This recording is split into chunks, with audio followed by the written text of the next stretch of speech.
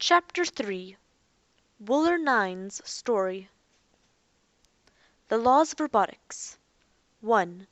A robot may not injure a human being, or through inaction allow a human being to come to harm. 2. A robot must obey the orders given it by human beings, except where such orders would conflict with the first law. 3. A robot must protect its own existence, as long as such protection does not conflict with the first or second laws. Han Fastolf, An Introduction to Robotics, Chapter 1, Ancient Technology. "Now, Wooler, I'd like to hear this from the very beginning," Ariel said. She had just sat down to eat dinner. They had arrived at the apartment an hour before. A small two-bedroom flat on the second and top floor of a small building on Main Street, halfway toward the opening in the dome from the compass tower. Jacob stood quietly in a wall niche near the entrance to the apartment. Wooler 9 was standing attentively on the other side of the table from Ariel. "I was the seventh and last of the supervisors to arrive by key teleportation on the morning of," Wooler intoned when Ariel interrupted him. "Now, Wooler, not in quite that much detail," she said. "You do not want it from the very beginning, Miss Welsh? Would you like more of a summary?" "Yes, and confine the summary to your interactions with the aliens and their erection of the dome." "Very well. We began city forming the planetary surface with construction of the compass tower on the open plain 1.02 kilometers from the nearest forest vegetation. We had progressed to the third floor of the compass tower when an unusual incident involving a witness occurred at the edge of the forest." Ariel interrupted him. "A witness robot?"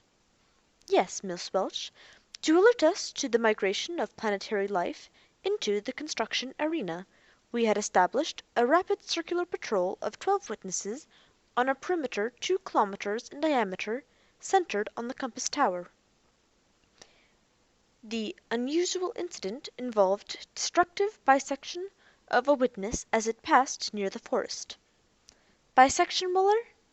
"Yes, Miss Welch, the witness was cut in half.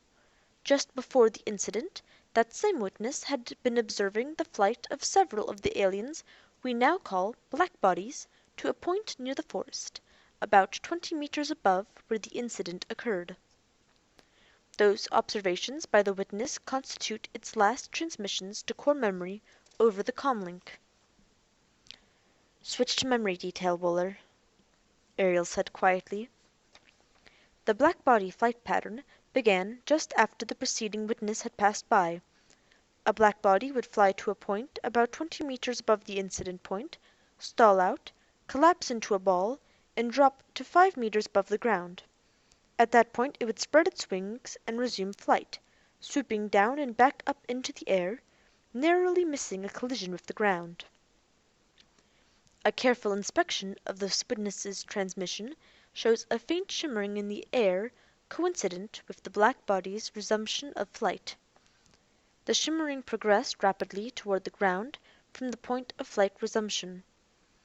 The performance was repeated by a succession of black bodies, and as the witness approached closer, it became apparent that, on each cycle, the shimmering proceeded not only to the ground, but also back up, traversing the perimeter of a thin vertical area that grew taller with each successive pass.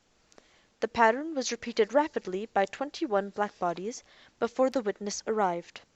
The blackness we see from the inside was not visible to the witness as he approached. He was looking at the black body construction almost edge on but slightly outside, moving in for a close-up view." "The recording ended at that point, of course," Ariel said. "Yes.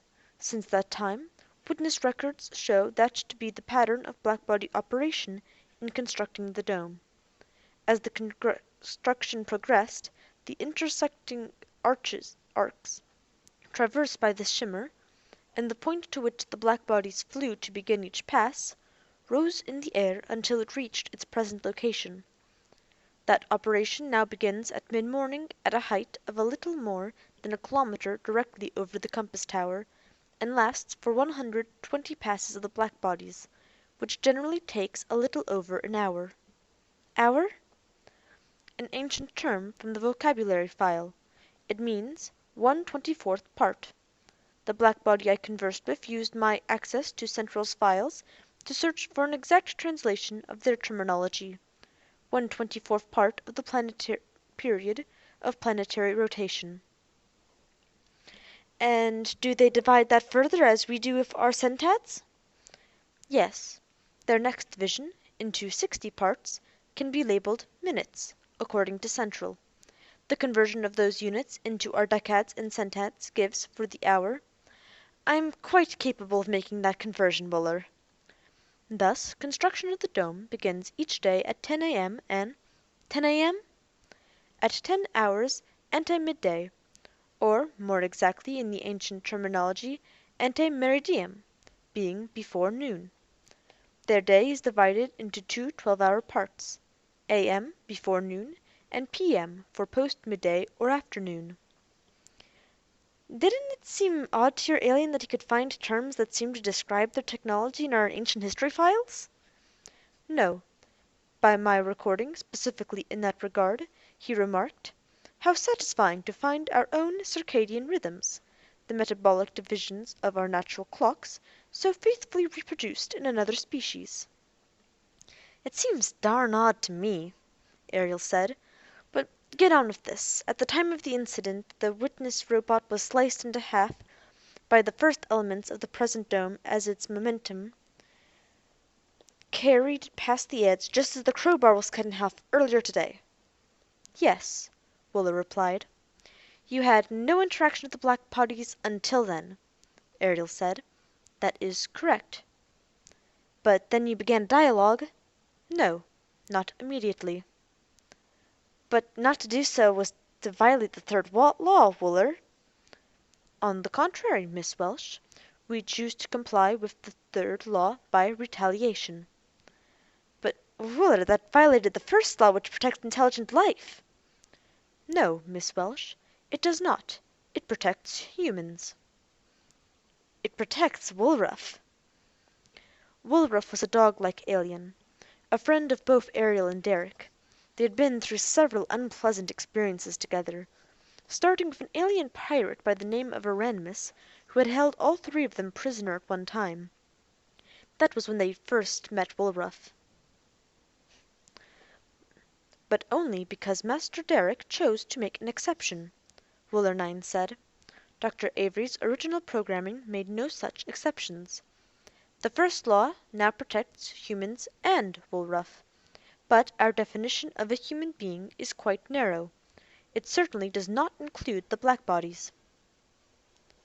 Dr. Avery was Derek Avery's father and the erratic, egocentric scientist who had created the original planetary robot city. He had suppressed his teenage son's memory and subjected him to irrational experiments in bizarre situations on and off the robot city planet. Derek had learned a great deal about himself, but Avery left Robot City without restoring Derek's memory. Proceed, Wooler, Ariel said. How did you retaliate? We attempted to stop construction of the dome by intercepting the flight paths of the aliens, ramming them with one-man flyer, but it was not entirely successful. The alien was destroyed, but so was the flyer and the robot pilot. Spectrographic and flame temperature records support a hydrogen explosion as the cause of failure. So then you started a dialogue, Ariel said. No. Logic dictated that we determine why a hydrogen explosion caused the failure, so we decided to trap and examine an alien. At night the black bodies convert into silver balloons which they anchor to the tops of trees. We successfully captured one which had anchored to a tree on the very edge of the forest 5 kilometers away. We easily unhooked its anchor line after cutting the tree down. However, in order to examine the alien, it was necessary to first remove the balloon which surrounded it. Again a hydrogen explosion destroyed the alien and the surgeon when he attempted to cut the balloon away with a laser scalpel. It figures, Ariel said with a sigh. "So then you initiated dialogue, surely!" No. One or more of the aliens had been confronting robots all around the Compass Tower construction site for 3.5 days, but our programming did not require us to grant recognition, and we were, of course, quite busy erecting the Compass Tower, which had to be completed before work on the general city could begin. Understandably, we paid no attention to their confrontations until I personally was confronted by one of the black bodies. That happened immediately after we lost the surgeon and his laser scalpel. It then occurred to me, when I was confronted, that by conversing with the alien I might find out what the surgeon was seeking, and I was then compelled by the third law to do so. The third law says—" "I know," Ariel said. "So then you initiated the dialogue." "No. Surely it is clear by now, Miss Welsh, that the alien initiated the dialogue." "So it seems," Ariel said with resignation colouring her voice. "I wouldn't want it any other way." "On the contrary, it is now quite apparent that if I had initiated the dialogue earlier—" "You are quite right, Wooler, but you need not feel bad for all that. I understand technically that you can be affected in that manner, but I am incapable of experiencing such an emotion, Miss Welsh." "Clearly," Ariel said, "clearly. Now, what has your dialogue with this alien revealed?" "Not a great deal, Miss Welsh. I have spent most of the time teaching him Galactic Standard, since I have no linguistic capacity for understanding his language. And teaching him has been most difficult because of that lack of linguistic knowledge. But he seems now to have a rudimentary knowledge of our language, which should prove useful in your dialogue with him." "I take it you're speaking of a male alien, then?" "I loosely ascribe that gender, but it is more a description of his manner and conduct, a similarity to the attributes of a male human, which I perceive by the behavioral differences between males and females of the human species." "Male chauvinism in a robot? Is that what I'm detecting, Wooler?" "Not at all, Miss Welsh. My analysis is quite objective." "On the contrary, Wooler, I would say it is quite programmed and of the Dr. Avery variety. But let's get on. What else did you learn?" "In reviewing my records," Wooler replied, "I found that I taught the alien our language and much about humans, but learned little about them other than the fact that the construction of our city is disturbing their equilibrium. He used the terms inversions and puncture notes and abnormal thermoclines, but the terms have little meaning for me, and so little meaning for me to pass on to you." "The terms do not help me a great deal either," Ariel said. "Do they mean anything to you, Jacob?" Up to that point Jacob in his niche had not entered into the conversation nor moved at all. He had appeared frozen in position. Now his head gave a little twitch. A glimmer came into his eyes. "They are meteorological terms, Miss Ariel," Jacob said. "Like in weather?" "Yes." "We're disturbing their weather!" she exclaimed. "It would seem so, Miss Ariel," Jacob confirmed. "Wooler, I must speak to this alien now, tonight." "That will not be possible, Miss Welsh," Wooler said. "He has already retired to his balloon." "Oh, what to do, Jacob?" she said in exasperation, as much to herself as to Jacob. "What to do?" "It appears you can do nothing until morning, Miss Ariel," Jacob said. "How do we contact him in the morning, Wooler?" Ariel asked. "I know of no way to contact him, Miss Welsh, nor to lead you to him. I can't tell if one of the black bodies from another, and even if I could, they are seldom on the ground except at night, and then they are isolated in a hydrogen-filled balloon." "So what do we do?" Ariel asked. "We must wait for him to come to us." "And when will that be?" "He generally comes to the west side of the opening in the dome each morning." "That reminds me, Wooler, pass the word over the comlink that all future references to time of day and passage of time in general are to be expressed in alien terminology. I want to become accustomed to their way of thinking. When in Rome, do as the Romans do." So, when will this black body come to the dome?" There was a pause before Willa replied. "I beg your pardon, Miss Welsh, but the encyclopedic file shows nothing regarding behavior under either Rome or Romans." "Forget that, Wooler. Just an old saying. I wouldn't know a Roman if I saw one. Answer my question, please." "He comes to the dome near 10 a.m. each morning, just before the aliens begin their construction work. He seems to be inspecting that effort." "A good supervisor," Ariel said. "No, I have the impression that he does not approve of the construction that is being performed by a tribe to which he does not belong. His terse comments seem to be more a critique of their work in an artistic sense." Ariel did not sleep well that night. She longed for Derek to be there beside her, and she was homesick as well. Compared to this alien planet with its insidious dome and its black-bodied creatures straight out of hell, Aurora seemed to be the most desirable of places, comfortable and quiet, typical of spacer worlds.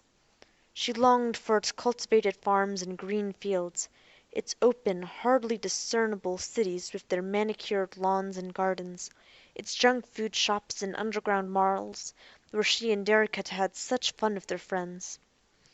It startled her then to realize she had had fun.